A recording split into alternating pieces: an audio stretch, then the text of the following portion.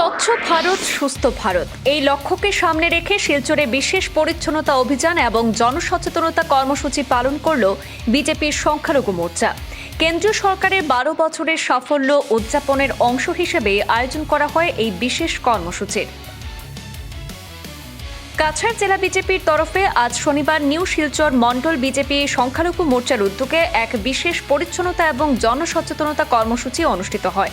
কর্মসূচির অংশ হিসেবে শিলচর এপিডিসিএল অফিস চত্বর এবং কাঁঠাল পয়েন্ট এলাকায় বিভিন্ন স্থানে পরিষ্কার পরিচ্ছন্নতা অভিযান চালানো হয়।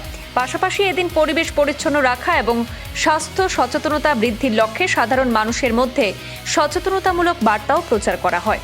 উক্ত কর্মসূচিতে উপস্থিত ছিলেন নিউ শিলচর মণ্ডল সংখ্যালঘু মোর্চার সভাপতি সজর উদ্দিন লস্কর, এনামুল লস্কর, মুন্না লস্কর, অলকা দাস, আব্দুল আহাদ, সুকান্ত পাল সহ সংগঠনের অন্যান্য পদাধিকারী এবং কর্মীরা।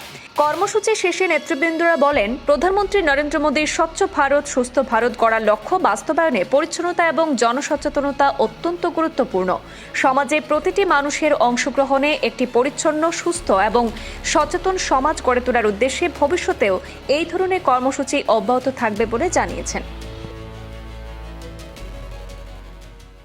আমরা সবাই অবগত আছি, আমাদের মোদিজির 12 বছর পূর্তি উপলক্ষে সরকারে থাকার আজকে আমাদের নিউ শিলচর মণ্ডলের সংখ্যালঘু মোর্চা, ভারতীয় জনতা পার্টি সংখ্যালঘু মোর্চার তত্ত্বাবধানে তথা নিউ শিলচর মণ্ডলের যৌথ উদ্যোগে আজকে আমরা এই স্বচ্ছতা অভিযান আমাদের স্থানীয় ইলেকট্রিসিটি বোর্ডের প্রাঙ্গণে আমরা স্বচ্ছতা অভিযান প্রোগ্রাম করছি, যাতে স্বচ্ছতার মানুষ জাগরুক হোক আর আমাদের পরিবেশ সুস্থ সুন্দর থাকে। এই জন্য আমাদের এই প্রচেষ্টা। তাই আপনাদের সবার সহযোগিতা ও সাহায্যে আমরা এই আজকের অনুষ্ঠান করতে পেরেছি। তার জন্য আমাদের সবাইকে, কার্যকর্তা সবাইকে অসংখ্য ধন্যবাদ। আর আগামীতে এই স্বচ্ছতা প্রোগ্রাম আরো এগিয়ে যাবে এতটুকু আশা রাখি। আর আপনাদের সবাই সহযোগিতাও কামনা করছি। এই কথা বলেই আমার সংক্ষিপ্ত বক্তব্য শেষ করলাম।